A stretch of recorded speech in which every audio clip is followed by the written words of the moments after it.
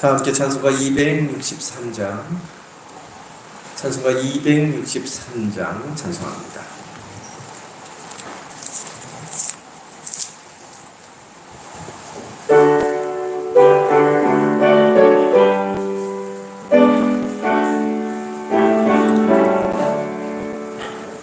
이 세상 험하고 나비로 약하나 늘 기도 힘쓰면 큰 권능 얻겠네. 주의 은혜로 대속받아서 피와 같이 붉은 죄는 같이 이겼네. 주님의 권능은 한없이 크오니 돌 같은 내 마음 곧 녹여주소서. 주의 은혜로 대속받아서 피와 같이 붉은 죄는 같이 이겼네. 내 마음이 약하여 늘 넘어지오니 주 예수 힘주사 굳세게 하소서. 주의 은혜로 대속받아서 피와 같이 붉은 죄는 같이 이겼네. 죄사함 받은 후 새 사람 되어서 주 앞에 서는 날 늘 찬송하겠네. 주의 은혜로 대속받아서 피와 같이 붉은 죄는 같이 이게 4절 다시 합니다. 죄사함 받은 후 새 사람 되어서 주 앞에 서는 날 늘 찬송하겠네. 주의 은혜로 대속받아서 피와 같이 붉은 죄는 같이 이겼네. 아멘.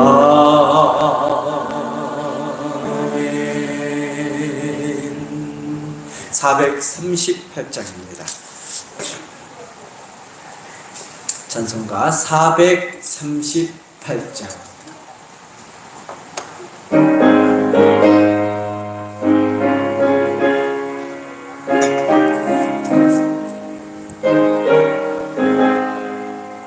내 영혼이 은총 입어 중한 죄짐 얻고 보니 슬픔 많은 이 세상도 천국으로 가도다. 할렐루야 찬양하세. 내 모든 죄 사함받고 주 예수와 동행하니 그 어디나 하늘나라 주의 얼굴 뵙기 전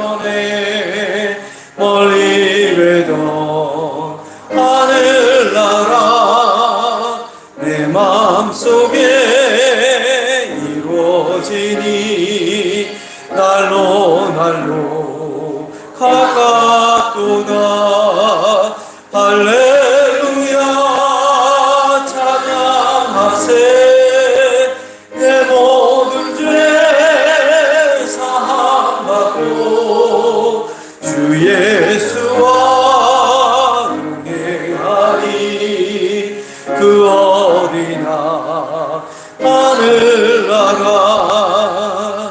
높은 산이 고친들이 조만이나 궁궐이나 내 주 예수 오신 곳이 그 어디나 하늘나라 할렐루야 찬양하세 내 모든 죄 사함받고 주 예수와 동행하니 그 어디나 하늘 3절 다시 시작합니다.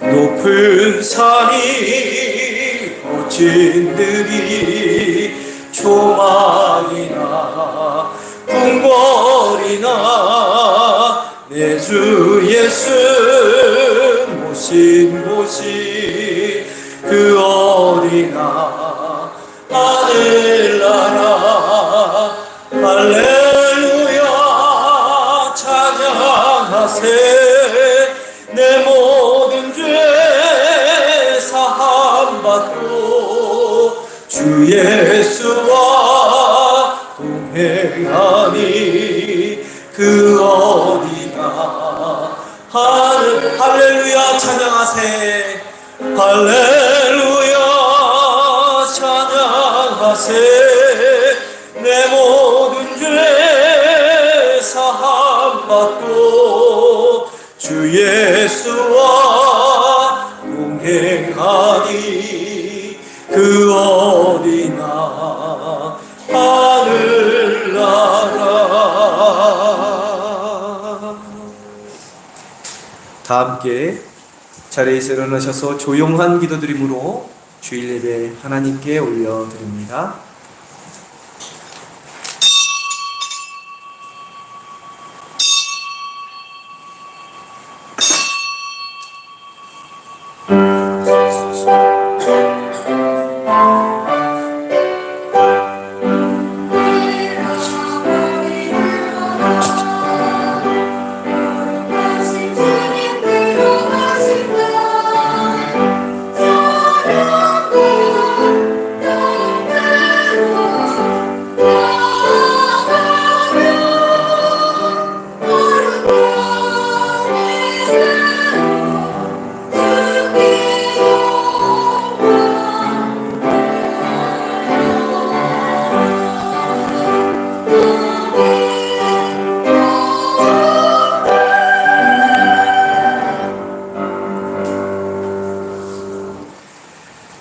그런즉 누구든지 그리스도 안에 있으면 새로운 피조물이라 이전 것은 지나갔으니 보라 새 것이 되었도다.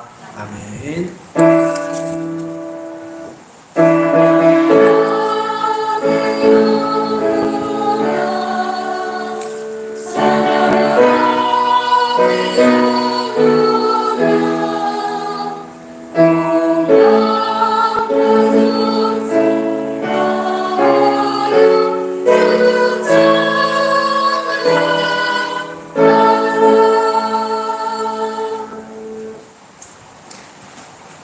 다 함께 경배와 찬양 주께 엎드려 두 손을 가슴에 얹고 찬양합니다.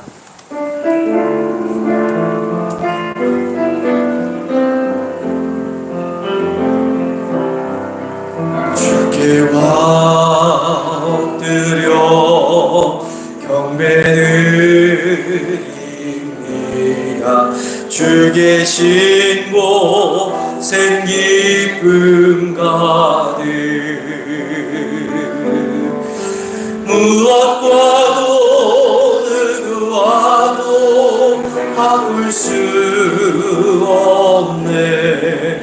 예배드리 이 기쁨들 두 손을 올려 찬양합니다. 주께와 엎드려 주께와 엎드려 경배드립니다. 주 계신 곳엔 기쁨 가득 무엇과도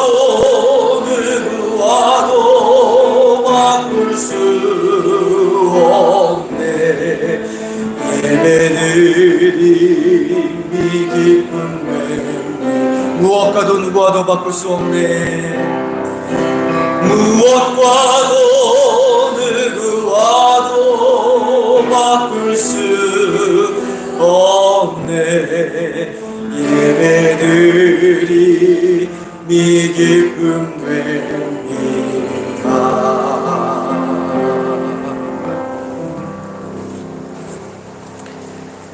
교동은 83번 빌립보서 4장 말씀 교독해서 봅니다.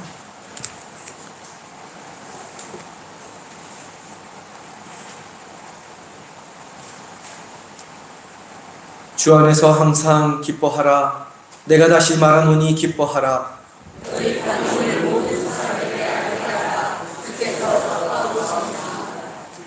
아무것도 염려하지 말고 다만 모든 일에 기도와 간구로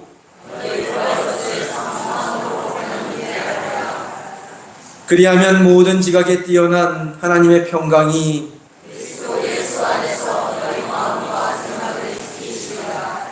끝으로 형제들아, 무엇에든지 참되며 무엇에든지 경건하며 무엇에든지 오르며 무엇에든지 정결하며 무엇에든지 사랑받을 만하며 무엇에든지 칭찬받을 만하며 무슨 덕이 있든지 무슨 기림이 있든지 이것들을 생각하라. 너희는 내게 배우고 받고 듣고 문과를 함께 읽겠습니다. 그리하면 평강의 하나님이 너희와 함께 계시리라. 아멘. 사도신경으로 신앙 고백드립니다. 전능하사 천지를 만드신 하나님 아버지를 내가 믿사오며 그 외아들 우리 주 예수 그리스도를 믿사오니 이는 성령으로 잉태하사 동정녀 마리아에게 나시고 본디오 빌라도에게 고난을 받으사 십자가에 못 박혀 죽으시고 장사한 지 사흘 만에 죽은 자 가운데서 다시 살아나셨으며 하늘을 오르사 전능하신 하나님 우편에 앉아 계시다가 주로서 산자와 죽은 자를 심판하러 오시리라. 성령을 믿사오며 거룩한 공예와 성도가 서로 교통하는 것과 죄를 사하여 주시는 것과 몸이 다시 사는 것과 영원히 사는 것을 믿사옵나이다. 아멘.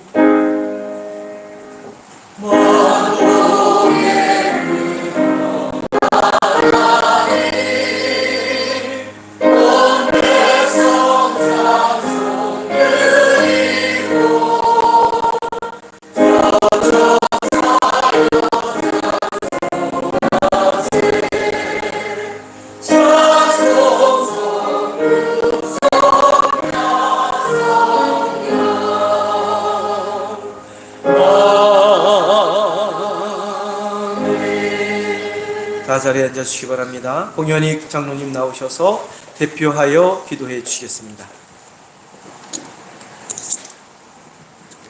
찬양을 받으시기 합당하신 하나님 감사합니다. 오늘도 귀한 하나님의 날을 허락하셔서 우리 성도님들 한자리에 모여서 함께 예배하게 하시니 하나님 감사합니다. 오늘 예배를 받으시옵소서. 하나님이여 이 나라 민족을 하나님이여 기억하시고 하나님 은혜 가운데서 복된 나라가 되어줄 수 있도록 하나님 인도하여 주옵소서. 이정자들을 붙드시며 저들이 하나님을 두려워하게 하시고 백성을 두려워하게 하시며 정말 맡은 바 그 사명 정말 잘 감당함을 통해서 이 나라가 가장 복된 나라고 땅끝까지 선교의 사명을 감당할 수 있는 위대한 나라가 되어지도록 이 민족을 축복하여 주시옵소서. 아버지 하나님이여 이 나라가 소원하는 것 남북이 하나가 되어지는 것입니다. 하나님의 저 북한 땅을 기억하여 주옵소서. 자유가 없는 저 북한 땅에 하나님의 이제를 자유를 주시옵시고 이제 아버지 하나님의 평화가 저 땅에 있게 하시고 그래서 마음껏 찬양하고 기도하고 예배할 수 있도록 하나님의 저 북한 땅에 축복하여 주옵소서. 이제 아버지 하나님 그름을 통해서 배고픔과 모든 어려움들이 사라지게 하시고 남북이 온전히 하나가 되어져서 하나님을 찬양하는 그날이 속히 올 수 있도록 성령에 인도하여 주시옵소서. 아버지 하나님 세계적으로 참 힘들고 어렵습니다. 아버지 하나님은 이 땅 위에 경고하고 있습니다. 불로 인해서 물로 여러 가지 지진으로 전쟁으로 하나님이 저희들에게 경고하고 있음을 저희들이 깨닫게 하시고 정말 하나님이 이 땅에 오심을 가까워짐을 기억하며 하나님 더욱더 주님 앞에 더 가까이 나가기 위해 노력하고 기도할 수 있는 저희들 되도록 성령이며 인도하여 주시옵소서. 하나님의 그 큰 뜻을 이해하며 영의 눈이 열려져서 정말로 하나님이 원하시는 그 길을 갈 수 있도록 성령님 인도하여 주시옵소서. 하나님의 성립교회를 기억하여 주시고 하나님이 동산에 세우셨으면 하나님의 뜻이 계심은 줄 믿사오니 아버지 하나님의 성립교회가 이제 이 지역을 구원시키는 구원의 방주의 사명을 감당할 수 있게 하여 주옵소서. 이 지역에 많은 죽어가는 영혼들이 있습니다. 저들을 외면하지 않게 하시고 저희들이 이제 생명줄을 저들에게 던져주게 하셔서 저들을 구원시키는 그 역할 감당할 수 있는 귀한 성립교회가 되어줄 수 있도록 하나님 인도해 주시옵소서. 성립교회가 성령으로 충만하게 하시고 은혜로 충만하게 하여 주시고 모든 기관들 위에 하나님이 함께 하셔서 그 맡은 바그 사명 잘 감당할 수 있는 모든 기관들이 되어줄 수 있도록 하나님 인도해 주옵소서. 남선교회, 여성교회, 중고등부, 청년교회 학교도 함께 하여 주시고 특별히 교회 학교가 새로 세워질 수 있게 하시고 중고등부 청년들과 다시 세워질 수 있도록 성령이여 인도하여 주시옵소서. 정말로 성립교회를 통해서 하나님의 큰 뜻을 이룰 수 있게 하시고 초대교회 같이 정말로 사랑을 뜨고 나눌 수 있는 복된 성립교회가 되게 하여 주시옵소서. 삼육계 모든 성도님들을 하나님이여 축복하여 주시옵소서. 오늘도 더운 이 시간에도 하나님께 나와서 예배하오니 저희들이 예배하는 것이 인간적인 예배가 되어지지 아니고 형식적인 예배가 되어지지 아니하게 하시고 하나님이 기뻐 받으시는 온전한 예배를 드릴 수 있는 이 시간 되게 하나님 인도해 주옵소서. 혹시 저희들 아버지 하나님이여 길과 같은 마음으로 왔습니까? 자갈의 마음으로 왔습니까? 하나님의 가시 같은 마음을 가지고 왔습니까? 오늘 하나님의 예배를 통해서 이제 하나님 저희들 옥토가 되어지는 축복이 있게 하여 주시옵소서. 이제 연로하신 우리 이제 성도님들을 기억하여 주시고 병중에 있는 성도님들을 기억하여 주시고 하나님의 능력의 손으로 어루만져 주시어서 그 병됨이 치료되어질 수 있게 하시며 하나님께 예배할 수 있도록 하나님 인도해 주시옵소서. 몸은 쇠하여지지만 마음을 주님께 갈 때 정말로 독수리가 날개 졸랑과 같이 셈이 얻는다고 했사오니 우리 성도님들 날마다 셈을 얻을 수 있도록 성령이여 인도하여 주시옵소서. 오늘도 아버지 하나님의 찬양으로 인도하는 찬양 뒤에도 함께 하시고 그 찬양이 하나님 기뻐하는 찬양이요 우리 모두에게 은혜가 되어지는 귀하고 복된 찬양이 되어지게 하나님 인도해 주시옵소서. 오늘 우리 성도님들 이 자리에서 예배하고 기도하고 소원하는 모든 것들이 다 응답되어지는 기쁨이 있게 하여 주시옵소서. 오늘도 말씀을 전하신 목사님에게 함께 하여 주시고 그 말씀이 오늘도 저희들에게 필요하고 그 말씀을 통해서 저희들이 새로워질 수 있는 귀하고 복된 하나님의 말씀이 되게 하여 주시옵소서. 감사하며 주님의 이름으로 기도합니다. 아멘.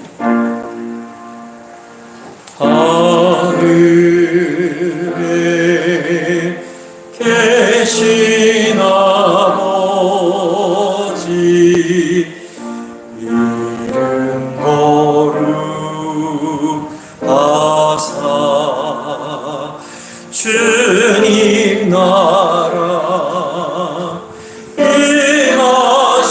임하시고 뜻이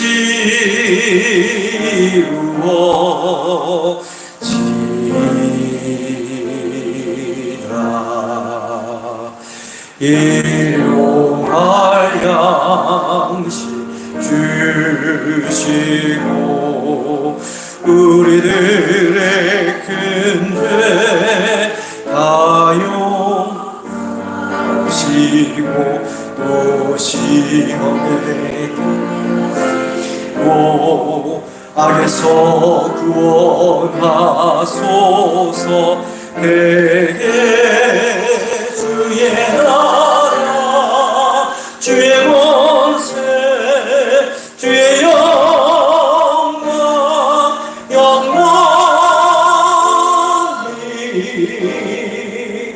아멘. 이 시간 준비한 예물 하나님께 복을 올리겠습니다.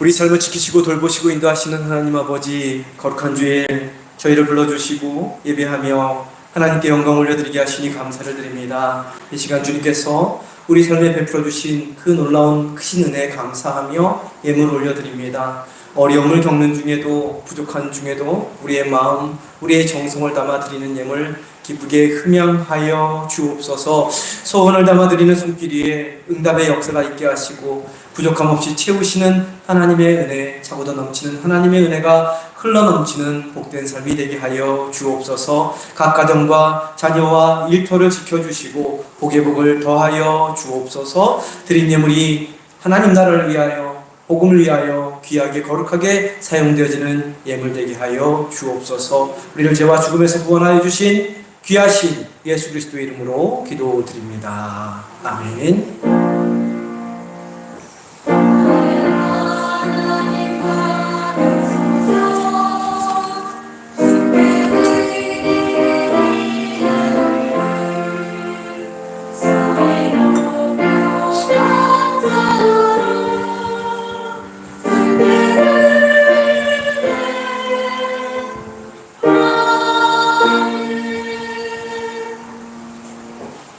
네, 복되고 귀한 날 주님의 성전에 나오신 성도님들을 환영하고 축복합니다. 옆에 계신 분들과 앞에 계신 분들과 인사합니다. 사랑합니다. 축복합니다. 할렐루야. 잘 오셨습니다. 축복하며 찬양합니다. 하나님께서 당신을 통해 서로를 바라보고 서로의 눈빛을 바라보고 한 주 동안 인사합시다. 하나님께서 당신을 통해 하나님께서 당신을 통해 메마른 땅에 샘물나게 멀리 계신 분들 보세요. 가난한 영혼 목마른 영혼 당신을 통해 주 사랑 알기 원하네. 아멘. 감사합니다. 장마 무더운 여름 시작되는데 또 더워집니다. 갑자기 또 더워지네요. 예, 건강 조심하시고 잘 견뎌내시길 바랍니다. 연로하신 어르신들과 아프신 한우들을 위해 늘 기도할 때마다 기도 더해 주시기 바랍니다. 8월 9월 지방 및 연회 일정입니다. 8월 31일부터 9월 3일까지 은대교회에서 연합 부흥성회가 있습니다. 다음 주 주일 저녁 7시 반, 월요일, 화요일, 수요일 7시 반 이렇게 4번 모입니다. 효성중앙교회 정현수 감독님이십니다. 감독을 역임하셨던 목사님이시고 7시 30분부터 십자가의 힘이라는 주제로 4일에 걸쳐서 귀한 말씀 전해주십니다. 우리 교회 부흥성회 안 하잖아요. 우리 안 하잖아요. 우리 교회 부흥성회라고 생각하시고 시간을 내시기 바랍니다. 시간을 내셔서 참석하셔서 온 교우와 함께 은혜 받는 시간 되었으면 좋겠습니다. 여기 주보 보면 이렇게 이렇게 팜플렛도 이렇게 같이 올려놨습니다. 보시기 바라고요. 그래서 다음 주 주일 오후 9월 1일, 2일, 3일 새벽 수요 저녁 예배는 연합 부흥성회로 대신하도록 하겠습니다. 거기 집중해서 우리 함께 참석해서 은혜 받는 시간이 되었으면 좋겠습니다. 그리고 9월 9일 화요일에는 11시 교육자 회의가 저희 교회에서 있습니다. 한 3년, 4년 만에 교육자 회의를 갔는데 우리 여성부에서 식사 준비해 주신다고 합니다. 기도해 주셔서 은혜 가운데 모든 일정이 잘 마칠 수 있도록 협조해 주시고 기도해 주시기 바랍니다. 찬송합니다. 찬송은 279장.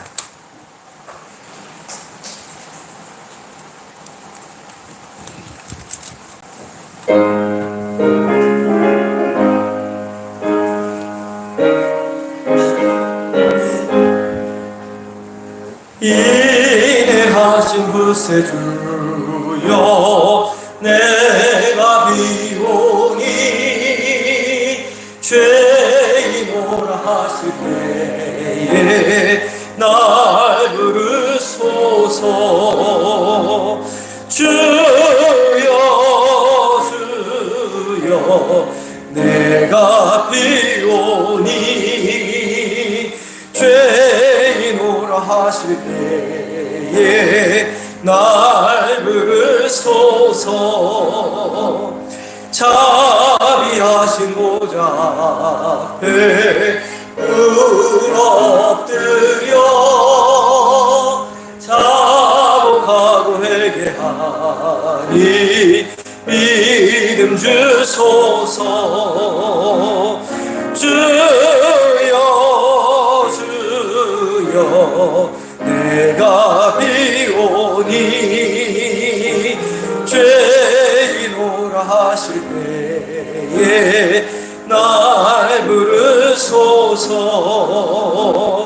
주의 공로 의지하여 주께 가오니 상한 마음을 고치시고 구원하소서. 주여 주여 내가 비오니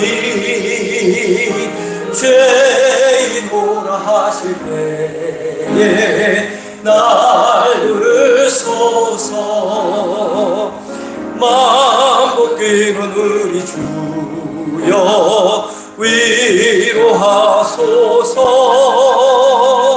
우리 주와 같으시니 어디 있을까. 주여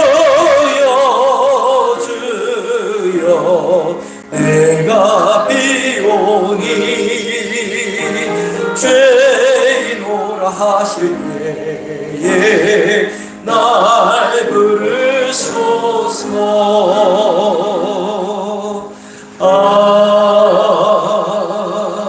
아멘. 오늘 우리에게 주시는 하나님의 말씀은 사도행전 9장 32절부터 43절까지 말씀입니다. 신약 성경 274면 사도행전 9장 32절부터 43절까지 말씀.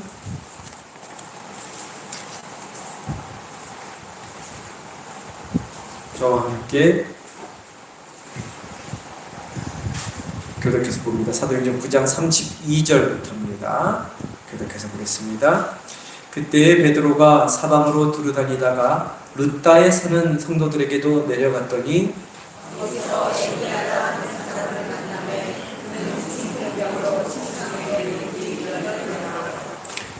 베드로가 이르되 에니야야 예수 그리스도께서 너를 낫게 하시니 일어나 내 자리를 정돈하라 한데 곧 일어나니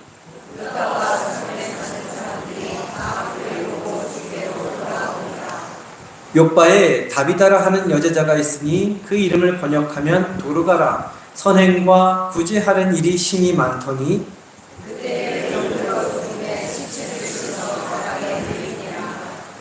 룻다가 욥바에서 가까운지라 지자들이 베드로가 거기 있음을 듣고 두 사람을 보내어 지체 말고 와 달라고 간청하여 그들과 함께 가서 이르매 그들이 데리고 다락방에 올라가니 모든 가구가 베드로 곁에 서서 울며 도르가가 그들과 함께 있을 때에 지은 수옷과 겉옷을 다 내보이거늘 베드로가 사람을 다 내보내고 무릎을 꿇고 기도하고 돌이켜 시체를 향하여 이르되 다비다야 일어나라 하니 그가 눈을 떠 베드로를 보고 일어나 앉는지라.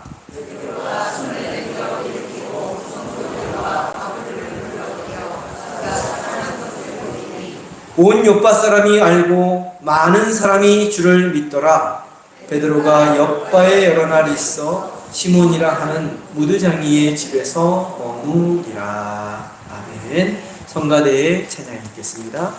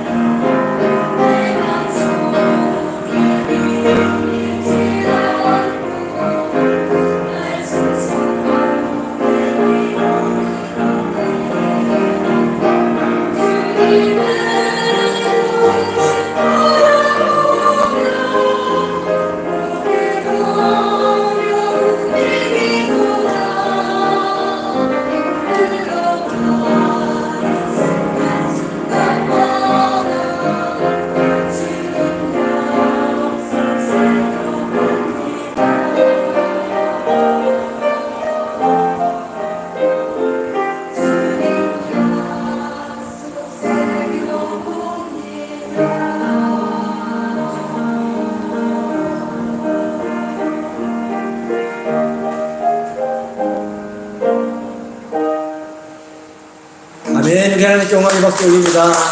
귀하시는 죄송 가운데 큰 정도의 박수 보내시기 바랍니다. 감사합니다. 기도하겠습니다. 사랑과 은혜가 많으신 하나님 아버지, 날마다 숨쉬는 순간마다 또한 우리 삶에 어려움이 있을 때마다 주님 바라보게 하시고 주님의 약속의 말씀 굳게 붙잡고 날마다 승리하며 기쁨과 구원의 감격 속에 살아가는 저희 모두가 다 되게 하여 주옵소서. 오늘도 주님의 말씀 우리의 마음 문을 열고 듣기를 원합니다. 우리의 닫힌 눈을 열어 보기를 원합니다. 성령님 이 시간 임재하여 주시고 연약한 부족한 죄 많은 종을 통하여 하나님의 말씀이 선포되지만 이 시간 우리와 함께 하시는 성령님께서 우리 각자 심령에게 주시고자 하는 귀한 생명의 음성 듣고 깨닫고 새기고 세상을 향해 나아감으로 그 말씀으로 승리하는 복된 인생이 되게 인도하여 주옵소서. 귀하신 예수 그리스도의 이름으로 기도드립니다. 아멘. 우리가 주일마다 함께 묵상하고 있는 사도행전은 예루살렘에서 시작된 그리스도의 복음이 어떻게 유대 땅과 사마리아 땅과 땅끝까지 복음이 전파되어 갈 수 있었는지, 그리고 교회가 어떻게 세워져 갔는지 그 과정을 이야기해 주고 있습니다. 예루살렘, 유대, 사마리아 땅끝을 지금 우리가 살고 있는 대한민국의 지명으로 바꾸어 보면 한국의 수도는 서울이죠. 예, 서울에서 시작된 그리스도의 복음이 어떻게 남쪽 지역인 부산으로, 그리고 어떻게 북쪽 지역인 연천과 평양을 넘어 만주벌판과 러시아, 유럽 대륙으로 번져갈 수 있었는지 그 과정을 이야기하는 것으로 이해하면 좀 쉽습니다. 또한 사도들이 땅끝까지 전한 그리스도의 복음이란 좋은 소식, 기쁜 소식, 복된 소식입니다. 병든 영혼이 고침받고 죽은 자가 생명을 얻는 그러한 좋은 소식입니다. 치유와 구원의 기쁜 소식입니다. 나만을 위한 좋은 소식이 아니라 모든 사람을 위한 좋은 소식이 바로 사도들이 전한 그리스도의 복음이었습니다. 근데 모든 사람을 위한 좋은 소식인 복음이 이 예루살렘이라는 지역, 유대인이라는 인종을 넘어서 모든 사람에게 전파되는 과정은 순탄하지 않았습니다. 내부적으로는 우리라는 경계 틀을 넘어서야 했고, 외부적으로는 핍박과 박해를 견뎌내야 했습니다. 이와 같은 과정을 통해서 그리스도의 복음이 전 세계에 전파된 것이고 전 세계의 교회가 세워지게 된 것이죠. 오늘 모여 우리가 예배드리는 이 상립교회가 어떻게 세워질 수 있었는지, 그리고 70년 된 상립교회가 어떻게 지속될 수 있었는지, 그리고 상립교회가 앞으로 어떻게 지속적으로 부흥의 역사를 써내려갈 수 있는지 그 이유를 알려면 우리가 사도행전의 역사를 잘 공부해야 합니다. 무엇보다도 사도행전에서 말하는 교회란 단순한 건물이 아니라 우리가 모인 공동체가 교회요, 나 자신이 우리 각자가 교회입니다. 그렇기 때문에 사도행전의 역사를 잘 알면 내가 그리스도인으로서 이 땅을 어떻게 살아가야 하는지도 잘 배울 수 있게 되는 것이죠. 우리가 지금까지 살펴본 사도행전에 나온 주요한 인물들을 찾아보면 베드로, 요한, 스데반, 빌립, 사울이 주요 인물로 등장합니다. 베드로와 요한은 정통 유대 기독교인의 사도로, 스데반과 빌립은 헬라파 유대 기독교인의 사도로, 그리고 사울은 이방인의 사도로 각각 쓰임받는 인물들이었습니다. 좀 더 쉽게 이것도 우리 입장에서 바꾸어 본다면 정통 유대 기독교인은 한국 땅에 사는 한국인으로 이해해보면 됩니다. 그리고 헬라파 유대 기독교인은 이방 땅에 사는 한국인, 그러니까 재미교포처럼 한국말, 한국 문화에도 익숙하고 미국말, 미국 인문화에도 익숙한 사람들을 헬라파 유대 기독교인으로 이해하면 됩니다. 그리고 마지막 이방인은 미국인, 영국인, 호주인, 우리와 완전히 다른 그러한 인종으로 생각하면 이해하면 쉽습니다. 무엇보다도 그 당시 유대인들에게 있어서 이방인은 유대인들과 언어, 문화, 습관, 생활 습관 그 모든 것뿐만 아니라 섬기는 신도 완전히 달랐습니다. 신을 섬기는 방식도 완전히 달랐습니다. 사울이 본격적으로 이방인들에게 그리스도의 복음을 전하기 위해서는 정통 유대 기독교인들의 생각이 바뀌어야 했습니다. 정통 유대 기독교인의 입장에서 이방인은 자신들과 완전히 다른 사람들, 자신들과 피 한 방울 섞이지 않은 사람들, 하나님이 아닌 이방신을 섬기는 사람들이었습니다. 무엇보다도 정통 유대인들은 이방인들을 사람 취급조차 하지 않았고 오히려 개처럼, 멍멍 짖는 개처럼 취급했습니다. 근데 그렇게 개처럼 취급받던 이방인들을 자신들의 공동체 안으로 받아들인다는 것이 말도 안 되는 그러한 소리였습니다. 성도님들은 개를 우리 교회 교인으로 받아들인다면 받아들일 수 있습니까? 네. 나와 똑같이 세례받고 똑같이 예배하고 장례식을 치르는 존재로 받아들인다면 받아들일 수 있습니까? 좀 과장된 비유일 수 있지만 그 당시 이방인을 교회 안으로, 정통 유대 기독교인 교회 안으로 받아들이는 것은 걔를 자신들과 똑같은 교인으로 받아들이는 것에 버금가는 그러한 충격이었습니다. 그래서 사도 바울을 통해서 이방인에 향한 전도가 본격적으로 이루어지기 전에 이 충격을 줄여주기 위해서 오늘 말씀에서 다시 정통 유대인이었던 초대교회의 수장인 베드로가 등장하고 있는 것입니다.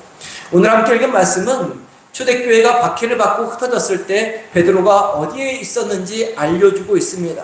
베드로가 들렀던 장소는 이전에 우리가 빌립을 통해서 사도행전 8장을 통해서 사마리아 땅에 복음을 전하고 에디오피아 내시를 만났던 그 빌립에 의해서 이미 복음이 전해졌던 장소였습니다.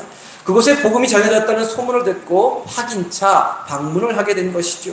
그리고 그 장소는 모두 유대 땅을 벗어나 있는 지역으로 35절 말씀에 나오는 룻다와 사론, 그리고 38절에 나오는 요빠라는 그러한 위치에 있는 지명들이었습니다. 특히 이 요빠라는 지명은 아주 중요한 지명입니다. 이 요빠는 항구 도시입니다. 항구 도시로 구약의 예언자 요나가 하나님의 명령을 받고 아수르 제국 니느웨에 가서 하나님의 말씀을 선포하라, 회개의 복음을 선포하라라고 선포하라고 그렇게 얘기했던 그 장면인데, 그 자신의 민족을 괴롭히는 원수 나라요, 이방 나라에 하나님의 나라의 말씀을 선포하라는 그 하나님의 명령을 거부하고 다시스, 곧 그 당시 가장 멀리 갈 수 있는 땅끝 마을인 스페인을 향해 가는 배를 탔던 장소가 바로 요빠라는 장소였습니다. 구약에서 하나님이 이방인을 향해, 아수르 제국을 향해 하나님의 말씀, 곧 하나님 나라의 복음을 전하라고 명령을 거부했던 장소가 바로 이 요빠라는 지역이었습니다. 그런데 신약에서는 이 요빠라는 곳이 유대인과 이방인이 만나는 장소, 복음이 전 세계 모든 민족에게 퍼져나갈 수 있는 결정적인 영향을 끼칠 수 있는 장소가 된 것입니다. 우리 다음 주에 살펴볼 사도행전 10장에 나오는 이야기인데, 바로 이 요빠라는 곳에서 베드로가 이방인 고넬료의 집에 들어가서 그와 만나고 함께 식사 나누고 그와 함께 예배를 드림으로 이방인도 그리스도인이 될 수 있고 교회 안으로 들어올 수 있는 길이 열리게 된 것입니다. 무엇보다도 사도행전 13장부터 시작되는 사도 바울의 이방 선교 사역이 본격적으로 이루어질 수 있는 그러한 계기를 마련할 수 있게 된 것이죠. 오늘 말씀은 베드로가 요빠에서 이방인 백부장 고넬료를 만나기 전 룻다와 요빠 지역에서 기적을 일으키는 장면이 나옵니다. 요빠에서는 병에 걸려 죽은 여자자 도르가를 살려냅니다. 생명을 살리는 구원의 역사로 말미암아 요빠 지역에 더 많은 사람이 믿음을 얻게 되었다라고 말씀하고 있습니다. 오늘은 룻다 지역에서 일어난 일, 곧 치유의 역사만을 중심으로 말씀을 살펴보려고 합니다. 먼저 베드로는 룻다로 내려가서 에니아라는 사람의 질병을 고쳐줍니다. 우리 32절, 33절 말씀 한 목소리로 보겠습니다. 32절, 33절 말씀 함께 봅니다. 그때 베드로가 사방으로 두루다니다가 룻다에 사는 성도들에게 내려갔더니 거기서 에니아라 하는 사람을 만나매 그는 중풍병으로 침상 위에 누운 지 8해라. 사도행전 8장에 나오는 빌립의 복음 전도로 이미 룻다라는 지역에는 믿음으로 사는 사람들이 있었던 것입니다. 그래서 함께 읽은 32절 말씀처럼 베드로가 룻다에 사는 누구에게 내려간다고요? 성도들에게 내려간다고 말씀하고 있는 것입니다. 중풍병을 앓던 애니아도 이미 몇 년 전 빌립이 전했던 복음의 소식을 듣고 믿음을 갖게 된 남자 성도였습니다. 8년간 중풍을 앓고 있었다고 말씀하고 있는데 그 8년의 시간이 얼마나 고통스러운 시간이었는지는 겪어본 사람만 알지요. 곁에서 돌보고 간호한 가족만 알 수 있는 고통입니다. 살아도 사는 것이 아닌 시간이었고 사람답게 살지 못했던 8년간의 시간이었을 것입니다. 그런데 그런 중풍병자에게 베드로가 나타나서 33절에서 34절에서 다음과 같은 말을 했을 때 고침받는 역사가 일어나게 됩니다. 우리 34절 말씀 한 목소리로 보겠습니다. 34절입니다. 함께 봅니다. 베드로가 이르되 애니아야 예수 그리스도께서 너를 낫게 하시니 일어나 내 자리를 정돈하라 한데 곧 일어나니. 베드로가 이르되 뭐라고 말하고 있습니까? 애니아야 예수 그리스도께서 너를 낫게 하시니 일어나 내 자리를 정돈하라 라고 선포합니다. 이렇게 선포하자 8년간 중풍병을 앓던 애니야가 벌떡 일어나게 된 것입니다. 중풍병, 8년 동안 앓던 중병, 고침받을 수 없는 그 병이 고침받는 치유의 역사가 일어나게 된 것이죠. 어떻게 이런 치유의 역사가 나타날 수 있을까요? 아무리 베드로가 치유의 능력이 있다 해도 베드로의 말 한마디에 그냥 일어난 치유의 역사는 절대로 아니라는 것입니다. 우리가 함께 읽은 성경 말씀에는 자세하게 기록되어 있지 않지만 성경 이곳저곳을 살펴볼 때 고침받을 수 있었던 가장 근본적인 이유는 바로 중풍병자였던 애니야가 고침받기를 간절히 바랬기 때문입니다. 굶주린 사람이 먹지 못해서 며칠 동안 굶주린 사람이 가장 간절히 바라는 것이 무엇일까요? 뭡니까? 좀 잘 자는 거, 잘 노는 거, 뭐 가지는 거 아니죠. 한 줌의 먹을거리를 간절히 원할 것입니다. 갈증으로 목이 타들어가는 사람이 가장 간절히 바라는 것이 무엇일까요? 금은보화일까요? 아니죠. 뭡니까? 한 바가지의 시원한 물 냉수 한 사발입니다. 그러면 질병을 앓는 사람이, 오랜 동안 중병에 걸린 사람이 가장 간절히 바라는 것은 무엇일까요? 질병이 고침받는 일 아닙니까? 몸을 움직이지 못한 채 8년이라는 긴 시간을 보낸 에리야가 간절히 바랬던 것은 무엇일까요? 바로 중풍병이 고침받는 것이었습니다. 에리야는 몇 년 전 룻다를 다녀간 빌립을 통해서 그리스도의 복음을 받아들였고 예수님이 중풍병자를 고치신 이야기도 전해 들었을 것입니다. 38년이라는 시간 동안 자신처럼 몸을 움직이지 못한 채 베데스다 연못가에서 누워있던 환자가 치유받던 이야기도 전해 들었을 것입니다.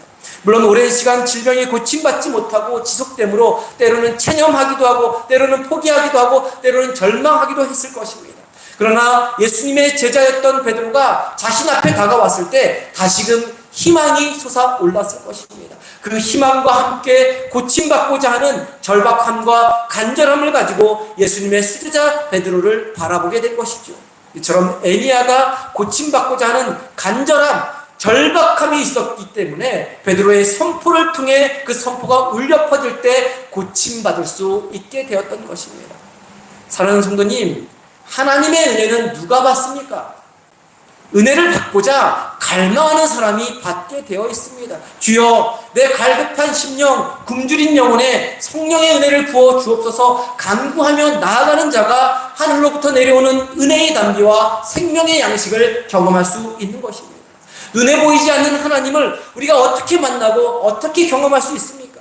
하나님을 간절히 만나기 원하는 사람, 하나님의 역사를 갈망하는 사람이 하나님을 만나고 하나님을 경험할 수 있는 것이죠. 치유의 역사도 마찬가지입니다. 고침받고자 하는 간절함, 절박함이 먼저 있어야 합니다. 그럴 때 놀라운 기적 같은 치유의 역사가 우리 삶에도 동일하게 일어날 수 있게 된다는 것이죠. 이 자리에 앉아 계신 저와 성도님은 대부분 모두 다 건강하십니다. 그렇기 때문에 이 자리에 앉아 계시죠. 나이가 들어서 노안으로 힘드신 분도 계시지만 몸을 움직이지 못하고 꼼짝 누워 있어야 하는 중병을 앓고 계신 분은 이 자리에 한 분도 안 계십니다. 그러나 우리의 겉모습, 우리의 몸이 건강하다고 해서 우리 안, 우리 정신, 우리 영혼이 다 건강한 것은 아닙니다. 우리 중에는 심각한 정신적인 문제로 고통받고 계신 분도 계실 것입니다. 겉으로는 찬양하고 기도하고 말씀에 은혜 받는 것 같지만 중풍병보다 더 심한 영적인 질병에 걸리신 분도 계실 것입니다. 세상살이의 고단함으로 인해서 복잡한 인간관계로 인해서 내 안에 탐욕과 욕망과 역경으로 인해서 나도 모르는 사이에 내 눈에 비늘 같은 것이 덮어져 있고 말랑말랑하던 마음이 딱딱하게 굳어져 신앙생활하는 분도 계실 것입니다. 하나님의 은혜가 지천으로 우리를 둘러 감싸고 있는데 그 은혜를 느끼지 못하고 불안, 초조, 두려움, 분노, 질투, 욕정에 휩싸여 살아가는 분, 죄 가운데 거하고 죄와 뒤엉켜 살아가는 계신 분도 계실 것입니다. 나도 모르는 사이에 그렇게 우리 정신과 우리 영혼이 병든 채 살아가고 있다면 8년 동안 중풍병을 앓고 있는 애니야와 크게 다르지 않는 삶을 살고 있는 것이죠. 만일 이 자리에 그런 분들이 계시다면 다시 생명의 말씀 앞에 바로 서시기 바랍니다. 절박하고 간절한 마음으로 정신과 영혼이 회복되기를 갈망하시기를 바라십니다. 굶주리고 목마른 사람처럼 오랜 질병으로부터 벗어나기를 간절히 바라는 사람처럼 그렇게 주님 앞으로 나아가시기를 바랍니다. 주님은 자신의 안에 있는 문제들, 질병들을 가지고 주님 앞으로 나아오는 사람을 절대로 외면하지 않으십니다. 간절함, 절박함을 가지고 나아오는 사람을 기쁘게 만나주시고 만져주시고 고쳐주시는 분이십니다. 그 사실을 기억하면서 내 안에 아주 작은 영적인 문제라도 발견이 된다면 간절함과 절박함으로 주님 앞에 나아가시기를 바랍니다. 그래서 에니야처럼 질병으로부터 치유받은 것처럼 우리의 정신과 우리의 영혼이 온전히 회복되어 구원의 기쁨을 누릴 수 있는 저와 성도님 되기를 간절히 소망합니다. 그런데 말씀을 보면 고침받을 때 한 가지 더 해야 할 일이 있다는 것을 알 수 있습니다. 다시 한번 우리 34절 말씀 한 목소리로 봅니다. 34절입니다. 함께 봅니다. 베드로가 일어나 이르되 에니야야 예수 그리스도께서 너를 낫게 하시니 일어나 내 자리를 정돈하라 한데 곧 일어나니. 빨간 글씨를 다시 봅시다. 베드로가 뭐라고 말씀하고 있습니까? 일어나 내 자리를 정돈하라 라고 말씀하고 있습니다. 8년 동안 중풍병을 앓으며 누워있던 그 자리를 정돈하라는 것입니다. 에니야가 정돈해야 할 그 자리는 어떤 자리입니까? 먼저 굉장히 지저분한 자리일 것입니다. 만일 날마다 치워주는 사람이 없다면 오물로 뒤덮여 있는 자리, 온갖 쓰레기가 널려 있는 자리, 악취가 나는 그러한 자리였을 것입니다. 8년간 그렇게 그 자리에 있었다면 아무리 치워줘도 깨끗하게 정돈된 자리는 아니었을 것입니다. 또한 그 누워있는 자리에서 중풍병을 앓는 에니야의 마음은 어떤 상태였을까요? 속이 썩어 문드러져가는 상태였을 것입니다. 불평과 원망의 자리, 한탄과 분노의 자리, 체념과 포기와 절망의 자리, 지옥의 불구덩이를 걸어가는 그런 자리였을 것입니다. 바로 그런 삶의 자리를 정돈하라는 것입니다.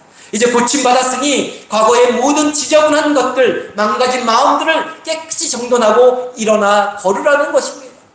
저와 성도님도 주님 앞에 간절함과 절박함으로 나아가 우리의 문제들을 해결받을 때, 그래서 육체적으로, 정신적으로, 영적으로 질병을 앓고 있던 것이 고침받을 때 해야 할 일 역시 우리의 삶을 정돈하는 일입니다. 다시 말해 우리의 지나온 삶을 정돈한다는 것은 내 과거의 추악하고 지저분한 죄들을 십자가 보혈의 피로 깨끗이 씻으라는 것입니다.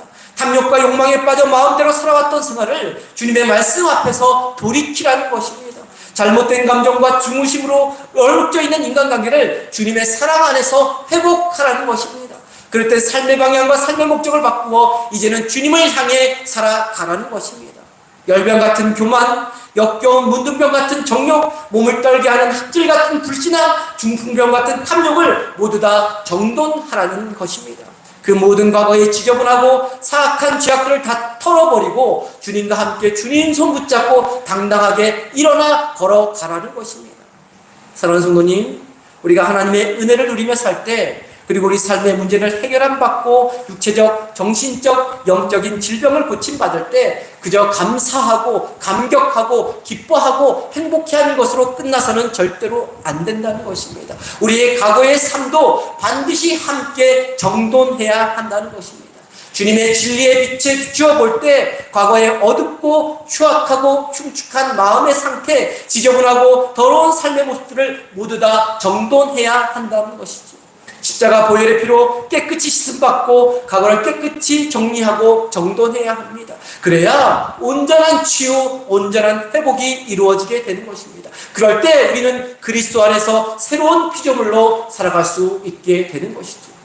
사랑하는 성도님, 주님과 함께 살아가는 우리의 삶이 온전히 치유받고 온전히 회복되기 원한다면 우리의 입술에 있는 못된 말버릇, 부정적인 말버릇, 험담하는 말버릇을 정돈하시기를 바랍니다. 내 안에 끊임없이 솟아오르는 교만, 탐욕과 욕망, 시기와 질투, 분노를 정돈하시기를 바랍니다. 과거의 잘못된 습관, 이중적인 삶의 모습을 정돈하시기를 바랍니다. 그래서 온전히 치유받고 온전히 회복되어 그리스도 안에서 새로운 피조물로 살아가는 저와 성도님 되기를 간절히 소망합니다. 34절 말씀을 통해서 한 가지 더 생각해 보아야 할 내용이 있습니다. 다시 한번 34절 말씀을 한 목소리로 봅니다. 함께 보겠습니다. 베드로가 이르되 에니야야 예수 그리스도께서 너를 낫게 하시니 일어나 내 자리를 정돈하라 한데 곧 일어나니. 에니야의 중풍병을 고쳐준 사람이 누굽니까? 성경에 눈에 보이는 예수 그리스도가 고쳐주셨는데 베드로가 고쳐준 거잖아요. 그죠? 베드로가 고쳐줬습니다. 근데 베드로는 누가 낫게 하신다고 말씀하고 있습니까? 예수 그리스도께서 너를 낫게 하실 것이다 라고 말씀하고 있습니다. 베드로 자신이 고쳐주는 것이 아니라, 눈에 보이는 베드로 자신이 앞에서 직접 고쳐주는 것이 아니라 예수 그리스도가 고쳐주신다는 것을 분명히 밝히고 있습니다. 8년 동안 중풍병을 앓고 있던 환자를 누군가 고쳐주었다면, 옆에서 그것을 지켜보았다면 사람들은 고쳐준 그 사람을 신처럼 떠받들 것입니다. 그리고 그 병을 고쳐준 사람도 사람들로부터 추앙받는 것을 당연히 여기며 살 것입니다. 아무리 예수 그리스도로 말미암아 고칠 수 있었다 할지라도, 베드로가 그렇게 선포할 때 할지라도 예수 그리스도의 능력을 부여받은 사람이 고친 당사자이기 때문에 자신의 공으로 돌리기 쉬운 것이 사람의 본성인 것입니다. 바로 이런 병폐가 지금 한국교회의 가장 큰 문제 중에 하나입니다. 마치 개척교회였고 작은 교회였는데 대형 교회가 되고 안정된 교회가 되면 자기가 한 것처럼 치장하고 자기 공으로 돌리려는 목회자들 때문에 한국교회가 욕을 먹고 한국교회가 망가지고 있는 것입니다. 한국교회를, 상리교회를 누가 세우신 것입니까?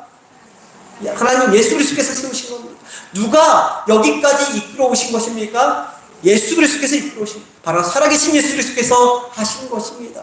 처음도 중간도 끝도 다 예수 그리스도로 말미암아 가능한 것입니다.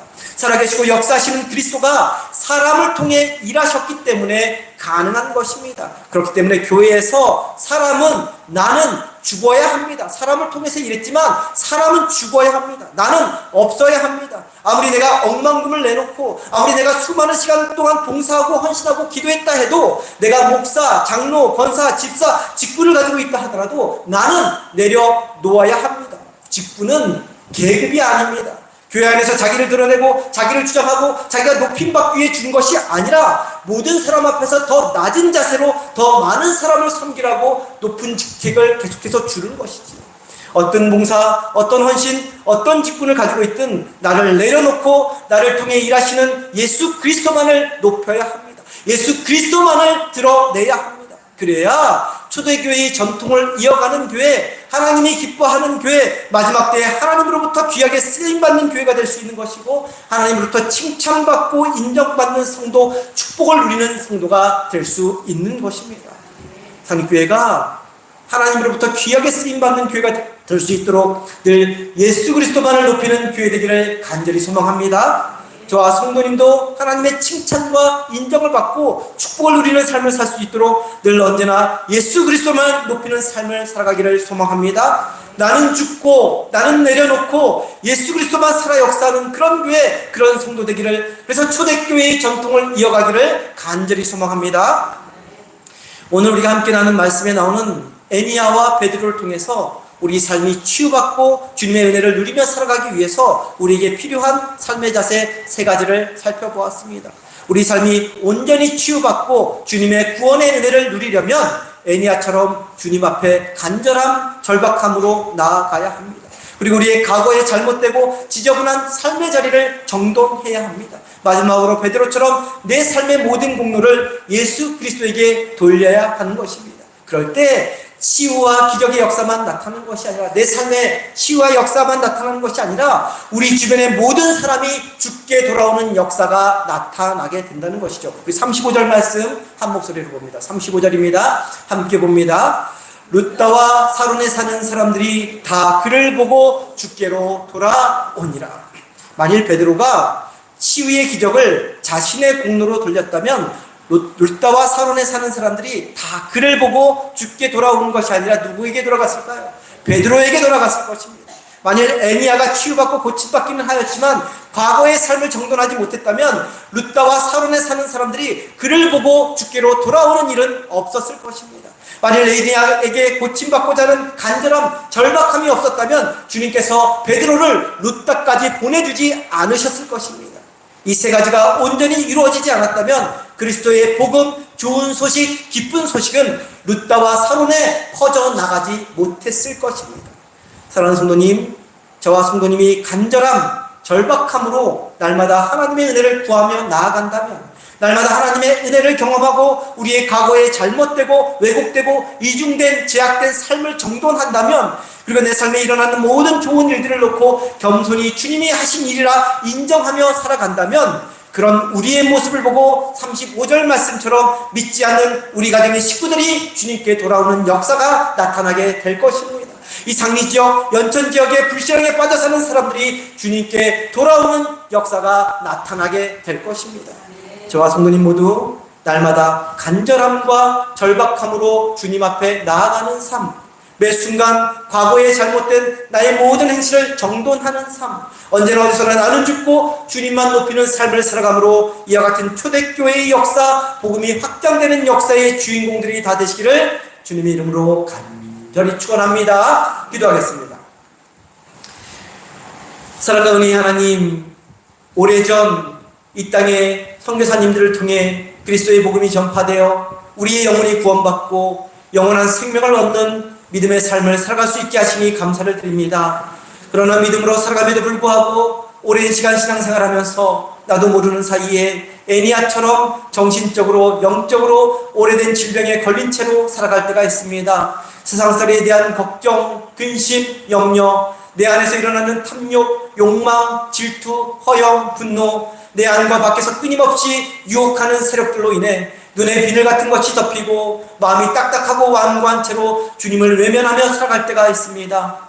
만일 내 안에 정신적으로 영적으로 병든 모습이 있다면 다시금 주님 앞에 간절하게 절박하게 나아가 치유받을 수 있는 저희 모두가 되게 하여 주옵소서. 아무개야, 예수 그리스도께서 너를 낫게 하시니 일어나 내 자리를 정돈하라라는 그 주님의 음성을 듣게 하시고 그 음성에 순종하여 지나온 삶의 자리들을 과감하게 정돈하며 주님이 이끄시는 길로 걸어가는 삶을 살게 하여 주옵소서. 언제나 어디서나 주님을 높이는 겸손한 삶을 살아가게 하여 주옵소서. 그래서 주님 안에서 온전한 치유와 회복, 구원의 기쁨을 누릴 뿐만 아니라 나 한 사람을 통하여 내 주변에 그리스도의 복음이 확장되어가는 놀라운 사도행전의 역사가 나타나게 하여 주옵소서. 귀하신 우리 주 예수 그리스도의 이름으로 기도드립니다. 아멘.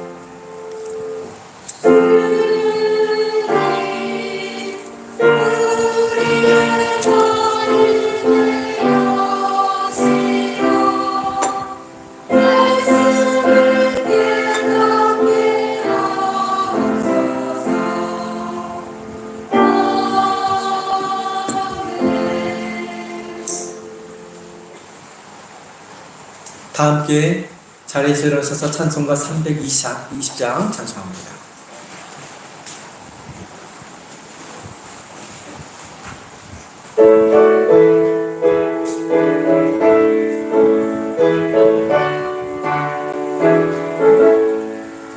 나의 죄를 정케 하사 주의 일꾼 삼으신 구세주의 넓은 사랑 항상 찬송합니다. 나를 일꾼 삼으신 주 크신 능력 주시고 언제든지 주 뜻대로 사용하여 주소서. 내게 불러주시려고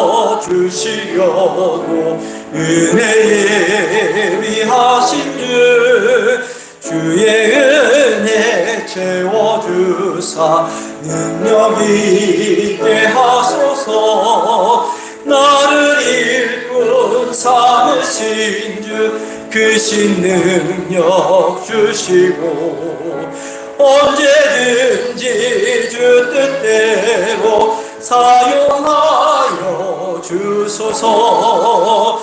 죄의 짐을 풀어주사 주의 능력 크도다. 나를 피로 사신 예수 내 맘속에 오소서. 나를 일꾼 삼으신 주 크신 능력 주시고 언제든지 주 뜻대로 사용하여 주소서. 주여 내게 성령으로 충만하게 채우사 생명수가 강물 강물처럼 흐르게 하옵소서. 나를 일꾼 삼으신 주 그 신능력 주시고 언제든지 주 뜻대로 사용하여 주소서. 아멘.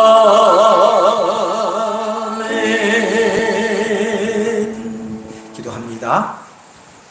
지금은 십자가에서 죽으시기까지 우리를 품어주신 우리 주 예수 그리스도의 은혜와 하나님 아버지의 크고 높고 깊은 사랑과 우리를 지키시고 도우시고 인도하시는 성령님의 감화 감동 역사하심이 언제나 어디서나 나는 죽고 주님을 높이는 삶을 살고자 결단하며 돌아가는 성도님들의 머리머리 위에 이제부터 영원토록 함께하여 주시기를 간절히 축원하옵나이다. 아멘.